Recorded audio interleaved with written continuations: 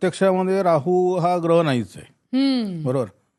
त्यामुळे तो तुम्हाला दाखवता येत नाही. आपण हे बाकीचे ग्रह तुम्ही बरोबर. दाखवू शकता, म्हणजे करेक्ट. खगोलशास्त्राच्या हिशोबाने दुर्बीण हे करून तुम्ही ते ग्रह दाखवू शकता. बरोबर बरोबर. परंतु राहू हे चुंबकीय क्षेत्र आहे. Yes. राहू आणि त्याच्या ऑपोजिट केतू हे दोन्ही चुंबकीय क्षेत्र आहेत. परंतु त्याच्यात ती चुंबकीय ताकद शक्ती एवढी आहे की त्याचा परिणाम तुम्हाला प्रत्यक्षामध्ये दिसतो. बर बर.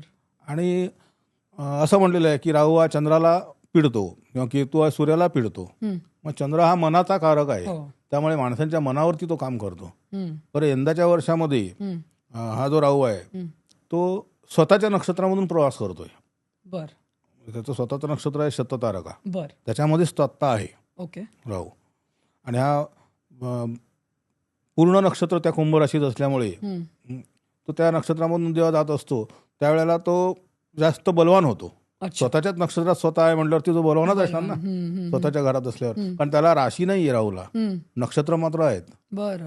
इतर ग्रहांना राशी आहे, राशी आहेत, हा. त्यामुळे त्याला तो राशीच्या हिशोबाने तो भाडेकरूच असतो प्रत्येक राशीत. बर. परंतु स्वतःच्या नक्षत्रात आल्यावरती तो स्ट्रॉंग होतो. ओके. त्यामुळे तो चांगले वाईट दोन्ही प्रकार देतो.